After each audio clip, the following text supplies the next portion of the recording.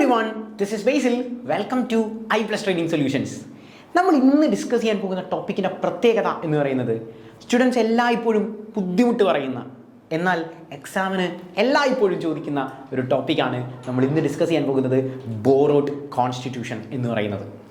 നമുക്കറിയാം നമ്മുടെ Indian constitution എന്ന് പറയുന്നത് നമ്മൾ പല സ്ഥലങ്ങളിൽ നിന്ന് കടമെടുത്തതാണ്. അപ്പോൾ പല സ്ഥലങ്ങളിൽ നിന്ന് കടമെടുത്ത കാര്യമാണ് നമ്മളുടെ കോൺസ്റ്റിറ്റ്യൂഷനിൽ നമുക്ക് കാണാൻ സാധിക്കുന്നത്. നമ്മുടെ എക്സാമിന് അത് വരുന്നത് എങ്ങനെയാണ് എന്ന് ചോദിച്ചു കഴിഞ്ഞാൽ, ഒരു ടോപ്പിക്ക് തന്നതിന് ശേഷം നമ്മളോട് ചോദിക്കും ഇത് എവിടെ നിന്നാണ് കടമെടുത്തത്, അല്ലെങ്കിൽ ഏത് കോൺസ്റ്റിറ്റ്യൂഷനിൽ നിന്നാണ് നമ്മളിത് ബോറോ ചെയ്തത് എന്ന് ചോദിച്ചിട്ട് നമുക്ക് ഓപ്ഷൻസ് ആയിട്ട് ആ കോൺസ്റ്റിറ്റ്യൂഷനുകളുടെ പേരുകളായിരിക്കും നൽകുന്നത്. അപ്പോൾ ഇത് പഠിക്കാൻ ഒരുപാടുണ്ട് എന്നുള്ളതിനേക്കാൾ കൂടുതൽ നമ്മൾ മറന്നുപോകും എന്നുള്ളതാണ്.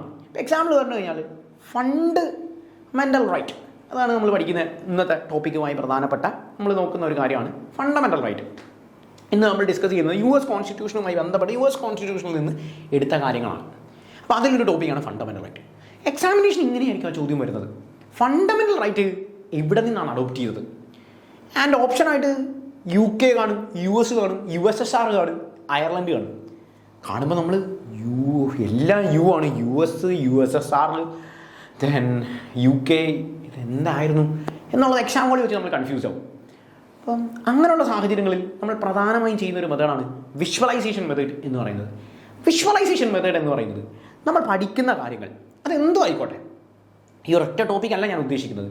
നിങ്ങൾക്ക് ആ മെത്തേഡ് പറഞ്ഞു തരുന്നത് കൊണ്ട് നിങ്ങൾക്ക് നിങ്ങളുടെ എക്സാംസിന് വേണ്ടി പഠിക്കാൻ വേണ്ടി നിങ്ങൾക്കെല്ലാം ആ മൈൻഡിൽ വിഷ്വൽ ചെയ്ത് കണക്ട് ചെയ്ത് വെക്കാൻ പറ്റും. അതായത് നമ്മളൊരു കാര്യം വിഷ്വലി ചെയ്ത് വെച്ച് കഴിഞ്ഞാൽ നമ്മൾ മറന്നു പോകില്ല എന്നുള്ളതാണ് പ്രത്യേകത. നമ്മൾ സിനിമ കാണുന്ന കാര്യങ്ങൾ മറന്നു പോകാറില്ല ആണല്ലോ, പക്ഷേ നമ്മൾ വായിക്കുന്ന കാര്യങ്ങളെക്കാൾ കുറച്ചുകൂടി ഇമ്പാക്റ്റ് ഈ സിനിമയ്ക്ക് നമ്മൾക്ക് തരാൻ സാധിക്കും. അതുപോലെ നമ്മൾ പഠിക്കുന്ന ഒരു കാര്യം നമ്മൾ വിഷ്വലി ചെയ്ത് കണക്ട് ചെയ്ത് വെക്കുക എന്നുള്ളൊരു മെത്തേഡാണ് നമ്മളവിടെ നോക്കുന്നത്. ആ മെത്തേഡ് നമുക്ക് നോക്കാം എങ്ങനെയാണത് പഠിക്കുന്നത് എന്നുള്ളത്.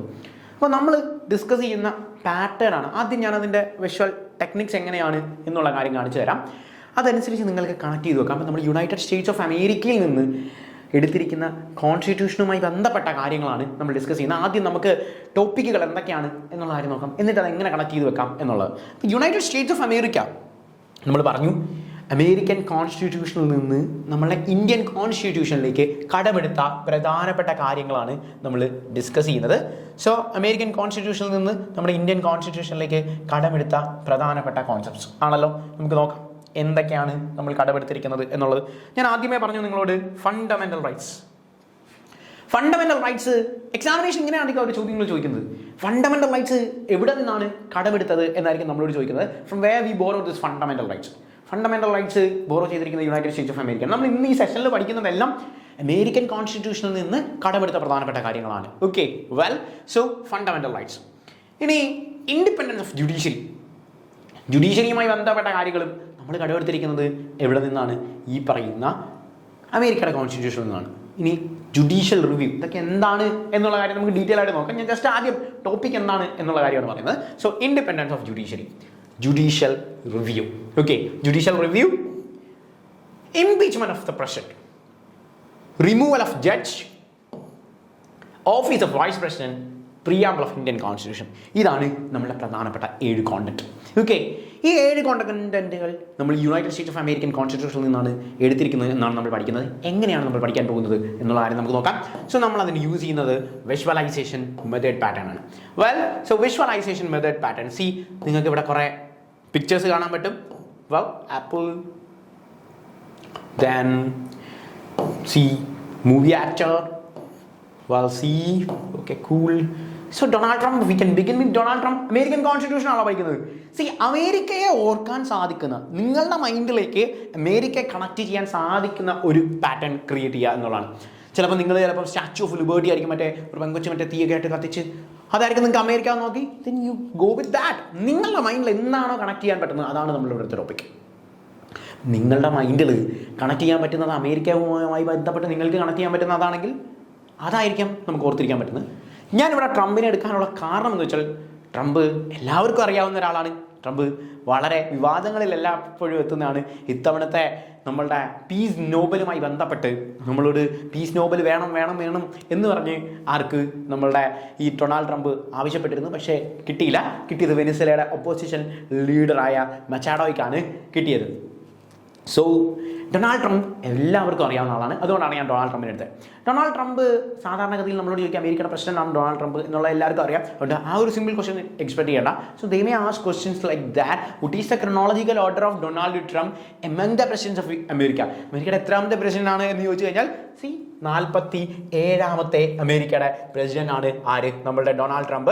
അപ്പോൾ നമ്മൾ അമേരിക്കൻ പ്രസിഡൻസ് ഒക്കെ പഠിക്കുമ്പോൾ നമ്മൾ പ്രധാനമായും ഫോക്കസ് ചെയ്യേണ്ട ഒരു പാറ്റേൺ ആണ് അമേരിക്കയുടെ എത്രാമത്തെ പ്രസിഡന്റ് ആണ് എന്നുള്ളത്. അമേരിക്കയുടെ 47ാമത്തെ പ്രസിഡന്റ് ആണ് ആര്? ഡൊണാൾഡ് ട്രംപ് എന്ന് പറയുന്നത് അമേരിക്കയുടെ 47ാമത്തെ പ്രസിഡന്റ് ആണ്. ഇനി അയാൾ ഏത് പാർട്ടിക്കാരനാണ് എന്ന് ചോദിക്കും. BJP കാരനാണോ? CPM കാരനാണ്? അതോ ഇന്ത്യൻ നാഷണൽ കോൺഗ്രസ് ആണോ? അല്ല, അമേരിക്കയിൽ ഈ പൊളിറ്റിക്കൽ പാർട്ടിയൊന്നും അല്ല.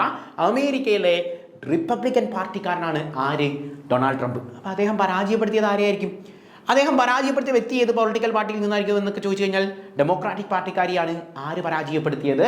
നമ്മളുടെ ഡൊണാൾഡ് ട്രംപ് പരാജയപ്പെടുത്തിയത്. സോ റിപ്പബ്ലിക്കൻ പൊളിറ്റിക്കൽ പാർട്ടിയിൽ നിന്ന് 47ാമത്തെ അമേരിക്കയുടെ പ്രസിഡന്റ് പദവി അലങ്കരിച്ച വ്യക്തിയാണ് ഡൊണാൾഡ് ട്രംപ്. 45ാമത്തെ അമേരിക്കൻ പ്രസിഡന്റും ഡൊണാൾഡ് ട്രംപ് തന്നെയാണ്. 46ാമത് ജോ ബൈഡൻ ആയിരുന്നു. ഡെമോക്രാറ്റിക് പാർട്ടിക്കാരനാണ് ജോ ബൈഡൻ. 45ാമത്തത് റിപ്പബ്ലിക്കൻ പാർട്ടിക്കാരനായ ഡൊണാൾഡ് ട്രംപ്. 47ാമത്തെ ആയ വ്യക്തിയും ഡൊണാൾഡ് ട്രംപ് തന്നെയാണ്. Okay, cool. വെൽ, സോ ട്രംപിനെ എല്ലാവർക്കും അറിയാം. ഞാൻ ജസ്റ്റ് ഒന്ന് പരിചയപ്പെടുത്തിയെന്നേ ഉള്ളൂ. നമ്മുടെ ട്രംപ് അമേരിക്കയുടെ പ്രത്യേകത എന്താണ്?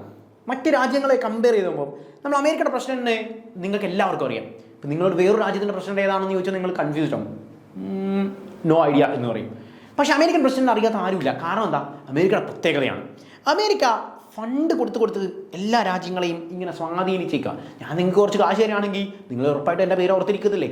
അങ്ങനെ അമേരിക്ക ബാക്കിയുള്ള രാജ്യങ്ങളിലേക്കൊക്കെ ഫണ്ട് നൽകി അമേരിക്ക പ്രസിഡന്റിനെ എല്ലാവർക്കും അറിയാമെന്നുള്ളതാണ് പ്രത്യേകത. ഓക്കെ, നമ്മളുടെ കഥയിലെ ഒരു ഇമാജിനറി കഥയാണ് എടുക്കുന്നത്. സോ ഫണ്ട് തരാൻ വേണ്ടി വരുന്ന നമ്മളുടെ ഡൊണാൾഡ് ട്രംപ്. എന്ത് തരാൻ വേണ്ടിയാ? ഫണ്ട് തരാൻ വേണ്ടി ആരാ വരുന്നത്? ഡൊണാൾഡ് ട്രംപ് വരികയാണ് കേട്ടോ. ഫണ്ട് തരാൻ വേണ്ടി നമ്മുടെ ട്രംപ് വരികയാണ്. പൈസയുടെ പരിപാടിയാണ് മൊത്തം. ഭയങ്കര കാശാനാണ്. Is an business man also. So fund തരാൻ വേണ്ടി ആര് വരിക? അമേരിക്കൻ പ്രസിഡന്റ് ഇന്ത്യയിലേക്ക് വരിക. നമ്മൾ ഇന്ത്യയിലേക്ക് വരികയാണ്. ജസ്റ്റ് ഇമാജിനേഷൻ സ്റ്റോറിയാണ്, പഠിക്കാൻ വേണ്ടിയാണ്. ഫണ്ട് തരാൻ വേണ്ടി ട്രംപ് വരിക. ഫണ്ട് വരാൻ വേണ്ടി ട്രംപ് വരുമ്പം നമ്മളുടെ ട്രംപിനെ സ്വീകരിക്കുന്നത് മിനിമം ഇന്ത്യയുടെ ഒരു വൈസ് പ്രസിഡന്റെങ്കിലും സ്വീകരിക്കണ്ടേ? ഇന്ത്യയുടെ വൈസ് പ്രസിഡന്റെങ്കിലും സ്വീകരിക്കണം. സോ ഇന്ത്യയുടെ വൈസ് പ്രസിഡന്റാണ് നമ്മുടെ ട്രംപിനെ സ്വീകരിക്കാൻ നിൽക്കുന്നത്. ഇന്ത്യയുടെ വൈസ് പ്രസിഡന്റാണ്. ആരാ ഈ വൈസ് പ്രസിഡന്റ്? ഇന്ത്യയുടെ വൈസ് പ്രസിഡന്റ് CP രാധാകൃഷ്ണനാണ്. നമ്മൾ ബോറോഡ് കോൺസ്റ്റിറ്റ്യൂഷൻ പഠിക്കുമ്പം നമുക്ക് അതിൻ്റെ കൂടെ കണക്ട് ചെയ്ത് കുറച്ച് കാര്യങ്ങൾ കൂടി കണക്ട് ചെയ്ത് കിട്ടും. സോ CP രാധാകൃഷ്ണനാണ് ആരെ സ്വീകരിക്കാൻ വരുന്നത്? നമ്മുടെ ട്രംപിനെ സ്വീകരിക്കാൻ വേണ്ടി CP രാധാകൃഷ്ണനാണ് അവിടെ നിൽക്കുന്നത്. CP രാധാകൃഷ്ണൻ അങ്ങനെ നിൽക്കുകയാണ്. ട്രംപ് വരുന്നതും കാത്ത് നിൽക്കുകയാണ്. ഇന്ത്യയുടെ വൈസ് പ്രസിഡന്റ് ആണ്. വൈസ് പ്രസിഡന്റിന്റെ പ്രത്യേകത എന്താണെന്ന് പറയുന്നുണ്ട്. അതായത് second highest person in India ആണല്ലോ. ഇന്ത്യയിലെ സെക്കൻഡ് ഹയസ്റ്റ് സിറ്റിസൺ എന്നറിയപ്പെടുന്ന വ്യക്തിയാണ് ആര്? Vice president of India. First highest personality ആരാ? First highest personality it is the president of India. First highest personality president ആണ്. സെക്കൻഡ് ഹയസ്റ്റ് സിറ്റിസൺ എന്നറിയപ്പെടുന്നത് ഇന്ത്യയുടെ vice president ആണ്. CP രാധാകൃഷ്ണനാണ്. തമിഴ്നാട്ടുകാരനാണ്. CP രാധാകൃഷ്ണനാണ്. ഡീലാണ്. ഇന്ത്യയുടെ വൈസ് പ്രസിഡന്റ് പ്രത്യേകത എന്താ? എക്സാംസിന് സ്ഥിരമായി ചോദിക്കുന്നതാണ്. രാജ്യസഭയുടെ ചെയർമാൻ പദവി അലങ്കരിക്കുന്ന ആരാണ് എന്നുള്ളത്. രാജ്യസഭയുടെ ചെയർമാൻ പദവി അലങ്കരിക്കുന്നത് ഇന്ത്യയുടെ വൈസ് പ്രസിഡന്റ് ആണ്. രാജ്യസഭയുടെ ചെയർമാൻ പദവി എല്ലായ്പ്പോഴും അലങ്കരിക്കുന്നത് ഇന്ത്യയുടെ വൈസ് പ്രസിഡന്റ് ആണ്. അതായത് അതൊരു എക്സ് ഒഫീഷ്യോ സീറ്റാണ്. രാജ്യസഭയുടെ ചെയർമാൻ എന്നറിയപ്പെടുന്നത് ഇന്ത്യയുടെ വൈസ് പ്രസിഡന്റ് തന്നെയാണ്. ആരാണോ ഇന്ത്യയുടെ വൈസ് പ്രസിഡന്റ് അദ്ദേഹം തന്നെയായിരിക്കും രാജ്യസഭയുടെ ചെയർമാൻ പദവി അലങ്കരിക്കുന്നത്. അപ്പോൾ ഇപ്പോൾ രാജ്യസഭയുടെ ചെയർമാനും CP രാധാകൃഷ്ണനാണ്. ഇന്ത്യയുടെ വൈസ് പ്രസിഡന്റും ആരാണ്? CP രാധാകൃഷ്ണനാണ്. രണ്ടും സെയിം തന്നെയാണ്. എക്സാമിന് പല രീതിയിൽ ചോദിക്കാം. ഇന്ത്യയുടെ വൈസ് പ്രസിഡന്റ് ആകാനുള്ള ഏറ്റവും ചെറിയ പ്രായം എത്ര? 35 വയസ്സാണ്. ഇന്ത്യയുടെ വൈസ് പ്രസിഡന്റ് ആകാനുള്ള ഏറ്റവും ചെറിയ പ്രായം 35 വയസ്സ്. ഇന്ത്യയുടെ പ്രസിഡന്റ് ആകാനുള്ള ചെറിയ പ്രായവും 35 വയസ്സ്.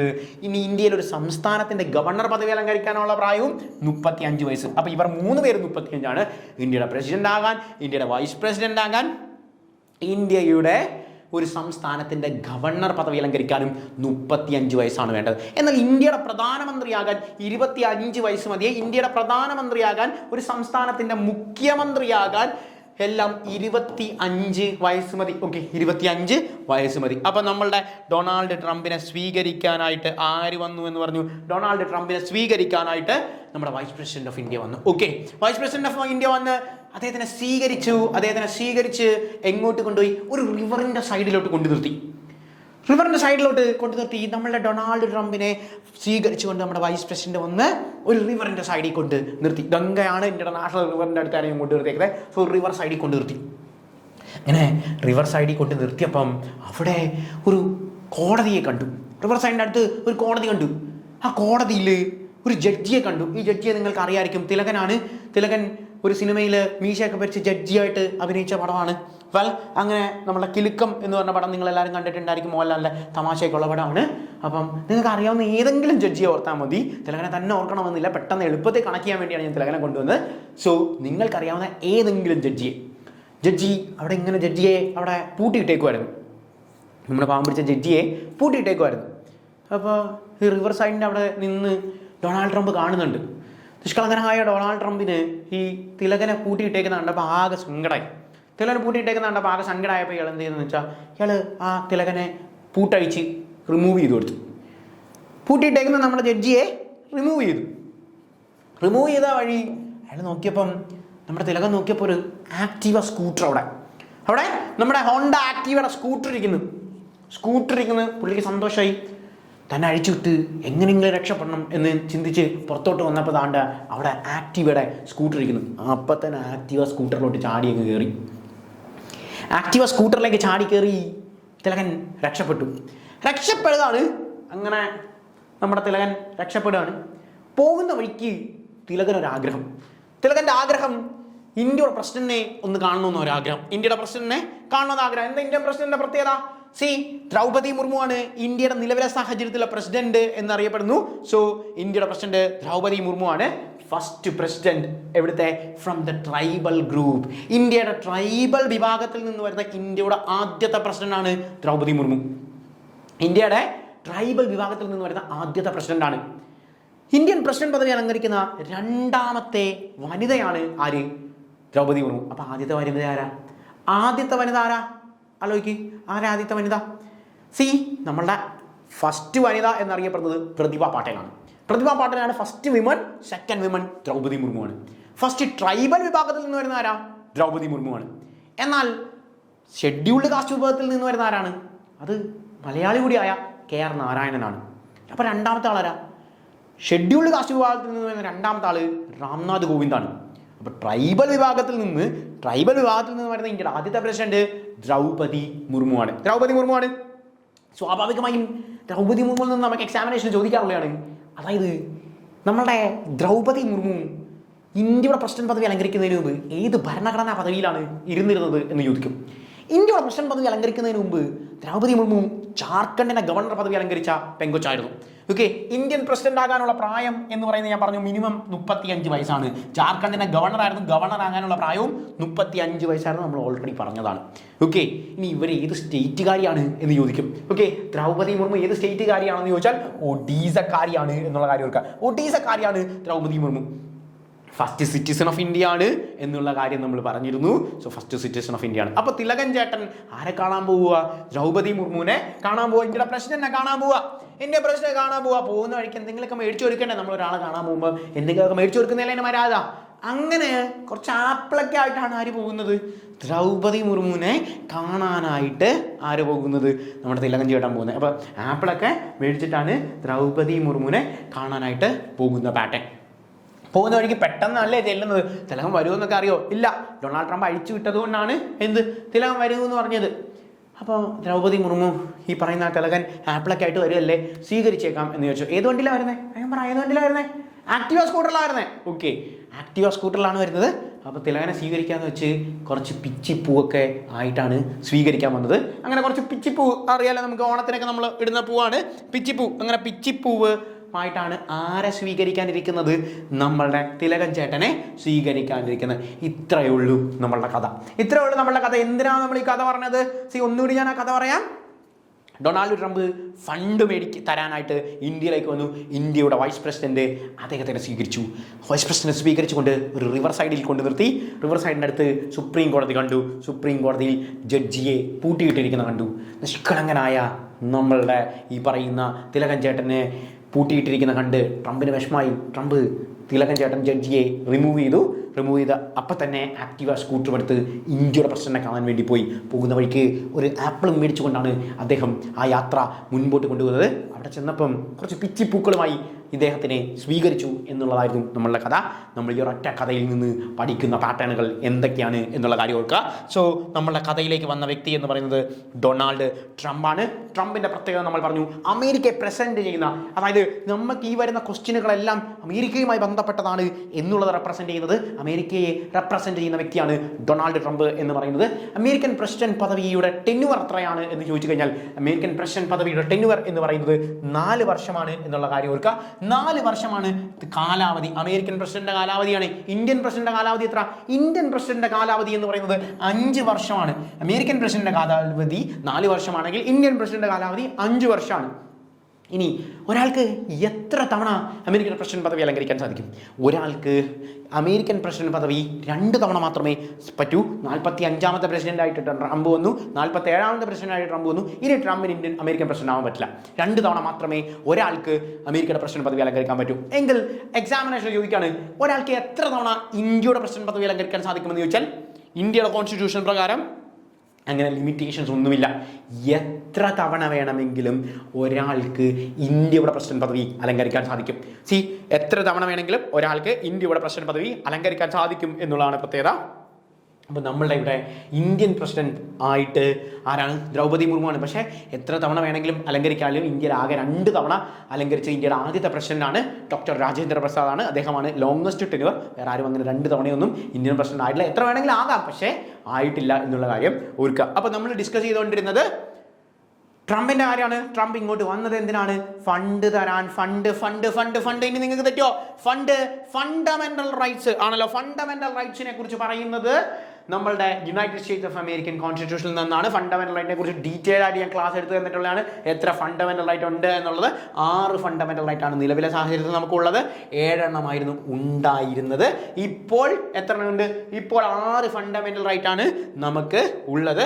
പാർട്ട് 3 ഓഫ് ഇന്ത്യൻ കോൺസ്റ്റിറ്റ്യൂഷനിലാണ് എന്ത്? ഫണ്ടമെന്റൽ റൈറ്റിനെ കുറിച്ച് പറയുന്നത്. ഫണ്ടമെന്റൽ റൈറ്റിനെ കുറിച്ച് പാർട്ട് 3 ഓഫ് ഇന്ത്യൻ കോൺസ്റ്റിറ്റ്യൂഷനിലാണ് പറയുന്നത്. ആർട്ടിക്കിൾ 12 മുതൽ 35 വരെയാണ് എന്ത്? ആർട്ടിക്കിൾ 12 മുതൽ 35 വരെയാണ് ഫണ്ടമെന്റൽ റൈറ്റ്സിനെ കുറിച്ച് നമ്മൾ ഡിസ്കസ് ചെയ്യുന്ന പാറ്റേൺ എന്ന് പറഞ്ഞാൽ ആർട്ടിക്കിൾ 12 മുതൽ 35 വരെയാണ്. അപ്പോൾ ഫണ്ടിൽ നിന്ന് നിങ്ങൾക്ക് കിട്ടി ഫണ്ടമെന്റൽ റൈറ്റ്. സ്വീകരിച്ച വ്യക്തി ആരാണ്? സ്വീകരിച്ച വ്യക്തി ഇന്ത്യയുടെ വൈസ് പ്രസിഡന്റ് ആണ്. ഇന്ത്യയുടെ വൈസ് പ്രസിഡന്റ് ആണ് സ്വീകരിച്ചത്. Office of vice president office എവിടെ നിന്നാണ് കടമെടുത്തത് എന്ന് എക്സാമിനേഷൻ ചോദിച്ചാൽ ഒന്നും നോക്കണ്ട, കണ്ണുടച്ച് ആൻസർ എഴുതിക്കോ. American constitution, USA constitution. Vice president office കടമെടുത്തിരിക്കുന്നത് എവിടെ നിന്നാണ്? അമേരിക്കയുടെ കോൺസ്റ്റിറ്റ്യൂഷനിൽ നിന്നാണ് എന്നുള്ള കാര്യം ഓർക്കുക. ഇന്ത്യയുടെ വൈസ് പ്രസിഡന്റ് ആരാണെന്നാണ് നമ്മൾ പറയുന്നത്. ഇന്ത്യയുടെ വൈസ് പ്രസിഡന്റ് രാജ്യസഭയുടെ ചെയർമാൻ പദവി അലങ്കരിക്കുന്ന വ്യക്തി കൂടിയാണ്. വൈസ് പ്രസിഡന്റ് ആണ് എക്സ് ഒഫീഷ്യോ രാജ്യസഭയുടെ ചെയർമാൻ പദവി അലങ്കരിക്കുന്നത്. രാജ്യസഭയുടെ ചെയർമാൻ എന്ന് പറയുന്നത് ഇന്ത്യയുടെ വൈസ് പ്രസിഡന്റ് ആണ്. രാജ്യസഭയുടെ ചെയർമാൻ പദവി അലങ്കരിക്കുന്നത്. ഇന്ത്യയുടെ വൈസ് പ്രസിഡന്റ് എന്ന് പറയുന്നത് CP രാധാകൃഷ്ണനാണ് എന്നുള്ള കാര്യം നമ്മൾ പറഞ്ഞു. സെക്കൻഡ് ഹയസ്റ്റ് പേഴ്സണാലിറ്റിയാണ് എന്നുള്ള കാര്യം നമ്മൾ ഡിസ്കസ് ചെയ്തു. അങ്ങനെ വൈസ് പ്രസിഡന്റ് സ്വീകരിച്ച് കൊണ്ടുപോയി എങ്ങോട്ടാണ് കൊണ്ടുപോയത്? ഒരു റിവറിലേക്കാണ് കൊണ്ടുപോയത് എന്ന് നമ്മൾ പറഞ്ഞു. എന്തിനാണ് നമ്മൾ റിവറിനെ കുറിച്ച് പറഞ്ഞത്? ജുഡീഷ്യൽ റിവ്യൂവിനെ കുറിച്ച് പറയാനാണ്. എന്താണ് ഈ ജുഡീഷ്യൽ റിവ്യൂ എന്ന് പറയുന്ന പാറ്റേൺ? റിവർ എന്ന് പറഞ്ഞാൽ റിവ്യൂ ആണ്. ജുഡീഷ്യൽ റിവ്യൂ അവിടെ നിന്ന് കിട്ടിയില്ലേ? River review. ഇനി തെറ്റോ? River review. So judicial review എന്ന് പറഞ്ഞു കഴിഞ്ഞാൽ എന്താണ്? ജുഡീഷ്യൽ റിവ്യൂ എന്ന് പറയുന്ന പാറ്റേണിന്റെ പ്രത്യേകത, നമ്മൾ നേരത്തെ ഫണ്ടമെന്റൽ റൈറ്റ്സ് പഠിച്ചു ആണല്ലോ. എത്ര ഫണ്ടമെന്റൽ റൈറ്റ് ഉണ്ടെന്ന് പറഞ്ഞു? 6 ഫണ്ടമെന്റൽ റൈറ്റ് ഉണ്ട്. ഫണ്ടമെന്റൽ റൈറ്റ് നമ്മൾ US കോൺസ്റ്റിറ്റ്യൂഷനിൽ നിന്നാണ് കടമെടുത്തത്. ഇന്ത്യയിലെ നിയമം നിർമ്മിക്കുമ്പോൾ ഈ നിയമങ്ങൾ നിർമ്മിക്കുന്നത് ഇന്ത്യയിലെ പാർലമെൻറ്റാണ് ഇന്ത്യയിൽ നിയമങ്ങൾ നിർമ്മിക്കുന്നത്, ഓരോരോ നിയമങ്ങൾ നിർമ്മിക്കുന്നത്. ഈ നിയമം നിർമ്മിക്കുമ്പോൾ ആ നിയമം ഒരിക്കലും ഫണ്ടമെൻ്റൽ റൈറ്റ്സിൻ്റെ വയലേഷൻ ആക്കാൻ പാടില്ല എന്നൊരു നിർബന്ധമുണ്ട്. അതായത് നമ്മളൊരു നിയമം നിർമ്മിക്കുമ്പോൾ ഫണ്ടമെൻ്റൽ റൈറ്റിൻ്റെ വയലേഷൻ ആകാൻ പാടില്ല എന്ന് പറഞ്ഞൊരു നിയമമുണ്ട്. അങ്ങനെ ഫണ്ടമെൻ്റൽ റൈറ്റ്സിൻ്റെ വയലേഷൻ ആകുകയാണെങ്കിൽ എന്ത് ചെയ്യും? സുപ്രീം കോടതി ജുഡീഷ്യൽ റിവ്യൂ അവരിങ്ങനെ റിവ്യൂ ചെയ്ത് നോക്കും. ഇതിൽ എന്തെങ്കിലുമൊക്കെ പാകപ്പിഴവുകളുണ്ടോ എന്നുള്ള കാര്യം അവരങ്ങനെ റിവ്യൂ ചെയ്ത് നോക്കും. അങ്ങനെ റിവ്യൂ ചെയ്ത് നോക്കുമ്പം എന്താണ് അഡ്വാൻറ്റേജ് എന്ന് വെച്ചാൽ, അങ്ങനെ ഈ ഫണ്ടമെൻ്റൽ റൈറ്റിനെ ബാധിക്കുന്നതായിട്ട് എന്തെങ്കിലും ഉണ്ട് എന്ന് വിചാരിക്കുക. ഫണ്ടമെൻ്റൽ റൈറ്റിനെ ബാധിക്കുന്നതായിട്ട് എന്തെങ്കിലും ഉണ്ടെങ്കിൽ ഈ സുപ്രീം കോടതി എന്ത് പറയും? അത് അൺകോൺസ്റ്റിറ്റ്യൂഷണൽ ആണെന്ന് പറഞ്ഞ് എടുത്ത് കളയും. ഇതാണ് ജുഡീഷ്യൽ റിവ്യൂ. നിങ്ങൾ ഡീറ്റെയിൽ ആയിട്ടൊന്നും പഠിക്കേണ്ട, നിങ്ങൾ ജസ്റ്റ് ഇങ്ങനെ നിങ്ങൾക്ക് എക്സാമിന് ചോദിക്കത്തുള്ളൂ. Judicial review is borrowed from which constitution എന്ന് പറഞ്ഞാൽ എളുപ്പത്തിൽ എഴുതാം. It is from United States of American constitution. പിന്നെ എന്തിനാണ് നമ്മൾ ഈ പറയുന്ന കാര്യം പറഞ്ഞതെന്ന് വെച്ചാൽ നിങ്ങൾക്കത് മനസ്സിലാക്കാൻ വേണ്ടിയാണ് എന്താണ് റിവ്യൂ എന്ന് പറയുന്ന കോൺസെപ്റ്റ് എന്നുള്ളതാണ് നിങ്ങൾക്ക് അവിടെ മനസ്സിലാക്കേണ്ടത്. സോ റിവ്യൂ എന്ന് പറഞ്ഞ കോൺസെപ്റ്റ് എന്താണെന്ന് നമ്മൾ പറഞ്ഞു. അതായത് ഫണ്ടമെൻ്റൽ റൈറ്റ്സിനെ വയലേറ്റ് ചെയ്തുകൊണ്ട് ഇന്ത്യ ഗവൺമെൻറ് ഒരു നിയമം ഉണ്ടാക്കുകയാണെങ്കിൽ സുപ്രീം കോടതിക്ക് റിവ്യൂ ചെയ്തതിന് ശേഷം അത് എടുത്തു കളയാൻ സാധിക്കും എന്നുള്ളതാണ് പ്രത്യേകത. വെൽ, സോ നമ്മൾ റിവർ സൈഡിൽ അവിടെ വെച്ച് തിലകൻ ചേട്ടനെ കണ്ടു എന്ന് പറഞ്ഞു. തിലകൻ ചേട്ടൻ ഒരു ജഡ്ജിയാണ് എന്ന് പറഞ്ഞു, ആണല്ലോ. സോ ജഡ്ജിയാണ്. അവിടെ നിന്ന് നമുക്ക് ഇവിടെ കിട്ടും ജുഡീഷ്യറി എന്ന് പറയുന്നത്, independence of judiciary. So judiciary എന്ന് പറയുന്ന പാറ്റേൺ എന്ത് ചെയ്യുന്നത്? Independence of judiciary work free from control of the executive and legislative. Executive legislative എന്ന് പറഞ്ഞാൽ ലെജിസ്ലേറ്റീവ് ആരാണ്? നിയമം നിർമ്മിക്കുന്ന ആൾക്കാർ. ഞാൻ നേരത്തെ പറഞ്ഞില്ലേ, highest legislative body in India എന്ന് പറഞ്ഞാൽ പാർലമെന്റ് ആണ്. നിയമം നിർമ്മിക്കുന്ന ആളാണ് എന്ത് ഈ പറയുന്ന ലെജിസ്ലേറ്റീവ് എന്ന് പറയുന്നത്. ഇനി എക്സിക്യൂട്ടീവ് എന്ന് പറഞ്ഞാൽ ആ നിയമം ഇംപ്ലിമെന്റ് ചെയ്യുന്ന ആൾക്കാരാണ് എക്സിക്യൂട്ടീവ്സ് എന്ന് പറയുന്നത്. നിയമം ഇംപ്ലിമെന്റ് ചെയ്യുന്ന ആൾക്കാരാണ്. വെൽ, അപ്പോൾ ഇവരിൽ നിന്നൊക്കെ ഫ്രീ ആയിട്ട് ഇവർക്ക് പോകാൻ പറ്റും. ജുഡീഷ്യറിക്ക് ഇഷ്ടമുള്ളവരല്ല, അതായത് ജുഡീഷ്യറിയുടെ പാറ്റേൺസിലാണ് പോകുന്നത് എന്ന് പറയുന്ന പാറ്റേൺ ആണ് എന്ത് നമ്മുടെ ജഡ്ജിയെ അവിടെ നമ്മൾ കണ്ടു. ജഡ്ജിയെ എന്ത് ചെയ്തേക്കാണ്? ജഡ്ജിയെ പൂട്ടിയിട്ടേക്കുമായിരുന്നു, ആണല്ലോ. ജഡ്ജിയെ പൂട്ടിയിട്ടേക്കുമായിരുന്നു. സോ ജഡ്ജിയെ പൂട്ടിയിട്ടേക്കുമായിരുന്നു. അപ്പം നമ്മുടെ ട്രംപ് എന്ത് ചെയ്ത് കൊടുത്തു? ട്രംപ് റിമൂവ് ചെയ്ത് കൊടുത്തു. ആണ് removal of judge. Removal of judge എന്ന് പറഞ്ഞു കഴിഞ്ഞാൽ അതൊരു കോംപ്ലക്സ് പരിപാടിയാണ്. എന്താണെന്ന് വെച്ചാൽ സുപ്രീം കോടതിയിൽ നിന്നോ ഹൈക്കോടതി ജഡ്ജിമാരെ ഒരിക്കൽ അപ്പോയിന്റ് ചെയ്ത് കഴിഞ്ഞാൽ, ആരാണ് അപ്പോയിന്റ് ചെയ്യുന്നത്? ഇന്ത്യയുടെ പ്രസിഡന്റ് ആണ് അപ്പോയിന്റ് ചെയ്യുന്നത്. ഇന്ത്യയുടെ പ്രസിഡന്റ് സുപ്രീം കോടതി ജഡ്ജിമാരെയോ ഹൈക്കോടതി ജഡ്ജിമാരെയോ അപ്പോയിന്റ് ചെയ്ത് കഴിഞ്ഞാൽ പിന്നെ അവരെ നമുക്കെടുത്ത് പുറത്ത് കളയണമെങ്കിൽ, റിമൂവ് ചെയ്യണമെങ്കിൽ, അവിടെ നിന്ന് മാറ്റണമെങ്കിൽ ആ പ്രോസസ്സിനെ നമ്മൾ പറയുന്ന പേരാണ് ഇംപീച്ച്മെന്റ് എന്ന് പറയുന്നത്. ഇംപീച്ച്മെന്റ് എന്ന് പറയുന്ന പ്രോസസ്സാണ്. ഇവിടെ ഇംപീച്ച്മെന്റ് ഓഫ് പ്രസിഡന്റ് ആണ്, അത് ഞാൻ പഠിപ്പിക്കാം. ഇംപീച്ച്മെന്റ് ആണ് ഈ പ്രോസസ്സിന്റെ പേരാണ്. അതായത് ഈ ജഡ്ജിയെ എടുത്ത് കളയുന്നതിന് നമ്മൾ വിളിക്കുന്ന പേരാണ് ഇംപീച്ച്മെന്റ് എന്ന് പറയുന്ന പാറ്റേൺ. ഇംപീച്ച്മെന്റ് എന്ന് പറയുന്ന സാധനം അത് ഞാൻ കണക്ട് ചെയ്ത് തരാം. അതിനെ നമ്മളവിടെ പിച്ചിപ്പൂ വെച്ചേക്കുന്നത്, നമുക്കത് കണക്ട് ചെയ്യാൻ പറ്റും. ഓക്കെ, അപ്പം ജഡ്ജിയെ നമ്മൾ തുറന്നു വിട്ടു എന്നുള്ള കാര്യം പറഞ്ഞു. തുറന്നു വിട്ട് കഴിഞ്ഞപ്പോൾ എന്താ സംഭവിച്ചേ? അയാൾ എന്ത് വണ്ടിയിലാണ് പോയേ? ആക്റ്റീവ സ്കൂട്ടറിലാണ് പോയത് എന്ന് നമ്മൾ പറഞ്ഞു. ആക്റ്റീവ സ്കൂട്ടറിലാണ് പോയത്. ആക്റ്റീവ സ്കൂട്ടറാണ് നമ്മൾ ഇപ്പോൾ പഠിച്ച സാധനം. എന്ത്? നമ്മളുടെ activism, judicial activism, independence of judiciary എന്നൊക്കെ പറയുന്നത്. അതായത് ജുഡീഷ്യറിക്ക് സ്വന്തമായിട്ട് എന്ത് കാര്യങ്ങൾ തീരുമാനിക്കാം എന്ന് പറയുന്നത്. അങ്ങനെ ആക്റ്റീവ സ്കൂട്ടറിൽ നമ്മൾ ആരെ കാണാനാണ് പോയത്? ഇന്ത്യയുടെ പ്രസിഡന്റിനെ കാണാനാണ് പോയത്, ആണല്ലോ. പോയപ്പോൾ നമ്മൾ എന്തെങ്കിലും മേടിച്ചുകൊണ്ട് പോയായിരുന്നോ? ഓർക്കുന്നോ? എന്തെങ്കിലും മേടിച്ചുകൊണ്ട് പോയായിരുന്നോ? നമ്മൾ മേടിച്ചുകൊണ്ട് പോയായിരുന്നു. എന്താ മേടിച്ചുകൊണ്ട് പോയേ? ഇവിടെ ഒരു ഫ്രൂട്ട് ഇരിക്കുന്നത് നോക്കി. നിങ്ങൾ എന്തോ മേടിച്ചോണ്ട് പോയെന്ന് നോക്കി, ഒന്ന് ആലോചിച്ച് നോക്കി. നമ്മൾ എന്തോ മേടിച്ചോണ്ട് പോയേ? വേഗം പറ. നമ്മളെന്താ ആപ്പിളാണ് മേടിച്ചുകൊണ്ട് പോയത്. നമ്മളെന്തിനാ ഈ നാട്ടിൽ ഇത്രയും സാധനം ഉണ്ടായിട്ട് ആപ്പിൾ മേടിച്ചുകൊണ്ട് പോയത്? ആപ്പിൾ മേടിച്ചുകൊണ്ട് പോയത് എന്തിനാണ് എന്ന് ചോദിച്ചു കഴിഞ്ഞാൽ apple apple apple apple apple apple apple the preamble of Indian constitution. കേട്ടോ, ആപ്പിൾ നിങ്ങൾക്ക് കിട്ടും preamble. So preamble of Indian constitution എന്ന് പറയുന്നത് എവിടെ നിന്നാണ് കടമെടുത്തത് എന്ന് ചോദിച്ചു കഴിഞ്ഞാൽ it is from United States of American constitution. So preamble of Indian constitution കടമെടുത്തിരിക്കുന്നത് എവിടെ നിന്നാണ്?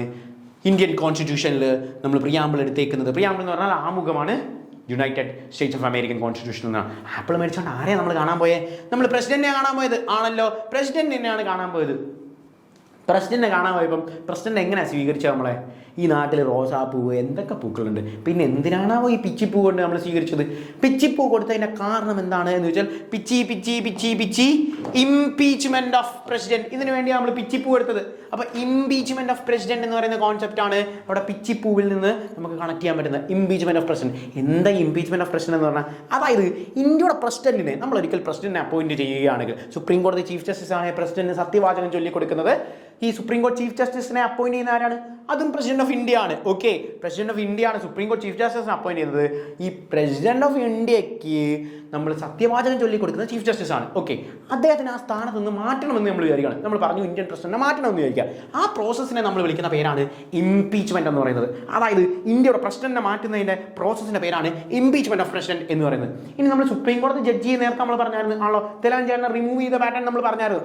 സുപ്രീം കോടതി ജഡ്ജിയെ മാറ്റുന്ന പ്രോസസ്സിനെ നമ്മൾ വിളിക്കുന്ന പേര് ഇംപീച്ച്മെന്റ് എന്ന് തന്നെയാണ്. സുപ്രീം കോടതി ജഡ്ജിനെ മാറ്റുന്ന പ്രോസസ്സും ഇംപീച്ച്മെന്റ് ആണ്, ഇന്ത്യയുടെ പ്രസിഡന്റിനെ മാറ്റുന്നതും ഇംപീച്ച്മെന്റ് ആണ്. ഇതൊരു കോംപ്ലക്സ് പ്രോസസ്സാണ്. കോംപ്ലക്സ് പ്രോസസ്സ് എന്ന് പറഞ്ഞു കഴിഞ്ഞാൽ എന്താണെന്ന് വെച്ച് കഴിഞ്ഞാൽ ഈ ലോകസഭയിലും രാജ്യസഭയിലും ഒക്കെ പാസ്സാക്കിയതിന് ശേഷം ഇത്ര ഭൂരിപക്ഷമൊക്കെ ഉണ്ടെങ്കിൽ ഇവരെ പിടിച്ച് പുറത്താക്കുള്ളൂ. അല്ല നമ്മൾ സാധാരണഗതിയിൽ ഒരു സ്ഥാപനത്തിൽ നിന്ന് ഒരു ആളെ പിടിച്ച് മാറ്റുന്ന പോലെ, അയാളെ പിടിച്ച് സസ്പെൻഡ് ചെയ്ത് ഡിസ്മിസ് ചെയ്യുന്ന പോലെ ഒന്നും ഇന്ത്യയുടെ പ്രസിഡന്റിനെയോ സുപ്രീം കോടതി ജഡ്ജസിനെയോ ഹൈക്കോടതി ജഡ്ജസിനെയോ ഒന്നും മാറ്റാൻ പറ്റില്ല. സോ ഹൈക്കോടതി ജഡ്ജസ്, സുപ്രീം കോടതി ജഡ്ജസ്, ഇന്ത്യൻ പ്രസിഡന്റ്, ഇവരെ എല്ലാവരെയും മാറ്റുന്ന പ്രോസസ്സിനെ നമ്മൾ പറയുന്ന പേരാണ് ഇംപീച്ച്മെന്റ് എന്ന് പറയുന്നത്. സോ പിച്ചിപ്പൂ നമ്മളിവിടെ കൊണ്ടുവന്നത് അതിനാണ്.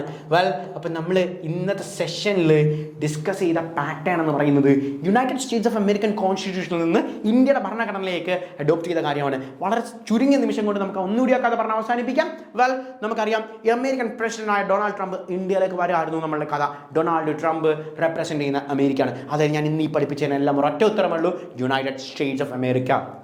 എന്തിനാണ് അമേരിക്കൻ പ്രസിഡന്റ് ഇന്ത്യയിലേക്ക് വരുന്നത്? അമേരിക്കയുടെ പ്രസിഡന്റ് ഇന്ത്യയിലേക്ക് വന്നത് എന്തിനാണെന്ന് വെച്ചാൽ ഫണ്ട് തരാൻ വേണ്ടിയാണ് വന്നത്. ഫണ്ട് നിങ്ങൾ തന്നെ വരാം. ഫണ്ട് എന്ന് പറഞ്ഞാൽ fundamental rights of India. Okay, fundamental rights എവിടെ നിന്നാണ് അഡോപ്റ്റ് ചെയ്തത് എന്ന് ചോദിച്ചു കഴിഞ്ഞാൽ കണ്ണുടച്ച് നമുക്ക് ആൻസർ ചെയ്യാൻ പറ്റും. It is from United States of American constitution. അമേരിക്കയുടെ കോൺസ്റ്റിറ്റ്യൂഷനിൽ നിന്നാണ് ഫണ്ടമെന്റൽ റൈറ്റ്സ് അഡോപ്റ്റ് ചെയ്തത്. ഫണ്ട് തരാൻ വേണ്ടി വന്ന ആളെ സ്വീകരിച്ചത് ഇന്ത്യയുടെ വൈസ് പ്രസിഡന്റാണ്. CP രാധാകൃഷ്ണനാണ് ഇന്ത്യയുടെ വൈസ് പ്രസിഡന്റാണ് സ്വീകരിച്ചത്. So they may from there we can get that vice പ്രസിഡന്റിന്റെ ഓഫീസ് എന്ന് പറയുന്നതും നമ്മൾ അഡോപ്റ്റ് ചെയ്തിരിക്കുന്നത് അമേരിക്കൻ പ്രസിഡന്റ് എന്ന് പറയുന്ന കോൺസെപ്റ്റിൽ അല്ലെങ്കിൽ അമേരിക്കയുടെ കോൺസ്റ്റിറ്റ്യൂഷനിൽ നിന്നാണ് അഡോപ്റ്റ് ചെയ്തിരിക്കുന്നത്. വൈസ് പ്രസിഡന്റ് അദ്ദേഹത്തെ സ്വീകരിച്ചുകൊണ്ട് റിവർ സൈഡിലേക്ക് കൊണ്ട് നിർത്തി എന്ന് പറഞ്ഞു. So river means judicial review system. Judicial review സിസ്റ്റമാണ് റിവർ എന്ന് പറയുന്ന പാറ്റേൺ വരുന്നത്. അപ്പോൾ ജുഡീഷ്യൽ റിവ്യൂ നമ്മൾ എടുത്തിരിക്കുന്നത് എവിടെ നിന്നാണ്? അമേരിക്കയുടെ കോൺസ്റ്റിറ്റ്യൂഷനിൽ നിന്നാണ് ജുഡീഷ്യൽ റിവ്യൂ എടുത്തിരിക്കുന്നത്. റിവറിൻ്റെ അവിടെ വെച്ച് നമ്മൾ സുപ്രീം കോടതി കണ്ടു. അപ്പോൾ ഇൻഡിപെൻഡൻസ് ഓഫ് ജുഡീഷ്യറി എന്ന് പറയുന്ന എക്സാമിന് ചോദിക്കുകയാണ്. If they ask questions like this, independence of judiciary എവിടെ നിന്നാണ് എടുത്തത് എന്ന് ചോദിച്ചാൽ അതും നമ്മൾക്ക് എവിടെ നിന്നാണ്? അമേരിക്കൻ കോൺസ്റ്റിറ്റ്യൂഷനിൽ നിന്നാണ്. അവിടെ വെച്ചാണ് നമ്മൾ തിലകൻ ചേട്ടനെ കണ്ട മീശയൊക്കെ ഇങ്ങനെ പിടിച്ച ഒരു ജഡ്ജിയാണ് എന്നുള്ള കാര്യം നമ്മൾ പറഞ്ഞു. സോ നമ്മളുടെ തിലകൻ ചേട്ടനെ പൂട്ടിയിട്ടിരിക്കുകയായിരുന്നു, അവിടെ നമ്മൾ റിമൂവ് ചെയ്ത് പറഞ്ഞു. So removal of judge, it is otherwise called impeachment of judge. Impeachment of judge, removal of judge ഒക്കെ എവിടെ നിന്നാണ് എടുത്തതെന്ന് ചോദിച്ചാൽ അതും നമ്മുടെ US കോൺസ്റ്റിറ്റ്യൂഷനിൽ നിന്ന് നമ്മൾ അഡോപ്റ്റ് ചെയ്തതാണ്. അങ്ങനെ റിമൂവ് ചെയ്ത വ്യക്തി അപ്പം തന്നെ ആക്റ്റീവ സ്കൂട്ടറിൽ മുൻപോട്ട് പോയി എന്നുള്ള കാര്യമാണ് നമ്മൾ പറഞ്ഞത്. So Activa scooter, Activa represents activism, judicial activism, independence of judiciary എന്നൊക്കെ പറയുന്ന കോൺസെപ്റ്റിനെ കുറിച്ചാണ് നമ്മൾ പറഞ്ഞത്. അവിടെ വെച്ച് നമ്മൾ കാണാൻ പോകുന്നത് ഇന്ത്യയുടെ പ്രസിഡന്റാണ്. പ്രസിഡന്റിനെ കാണാൻ പോകുമ്പം നമ്മൾ വാങ്ങിച്ചു കൊടുത്തത് 1 കിലോ ആപ്പിൾ മേടിച്ചിട്ടാണ് നമ്മൾ ചെയ്യുന്നത്. Apple represents preamble of Indian constitution. Indian constitution preamble ആണ് അവിടുത്തെ കോൺസെപ്റ്റ് എന്ന് പറയുന്നത്. Preamble of Indian constitution is taken from United States of American constitution. യുഎസിന്റെ അമേരിക്കയുടെ കോൺസ്റ്റിറ്റ്യൂഷനിൽ നിന്നാണ് പ്രിയാമ്പിൾ നമ്മൾ കടമെടുത്ത പാറ്റേൺ. അങ്ങനെ നമ്മൾ ആപ്പിളുമായിട്ട് ചെന്നപ്പം നമ്മളെ സ്വീകരിച്ചത് എന്ത് പാറ്റേണുമായിട്ടാണ്? പിച്ചിപ്പൂവായിട്ടാണ് നമ്മളെ സ്വീകരിക്കുന്നത്. സോ പിച്ചി ഇംപീച്ച്മെന്റ് ഓഫ് പ്രസിഡന്റ് എന്ന് പറയുന്ന കോൺസെപ്റ്റാണ് impeachment of the president. So removal of പ്രസിഡന്റും റിമൂവൽ ഓഫ് ജഡ്ജും ഇംപീച്ച്മെന്റ് തന്നെയാണ് എന്നുള്ള കാര്യം ഓർക്കുക. So these are the topic that we adopted from United States of American constitution. So do practice. That's all. Thank U.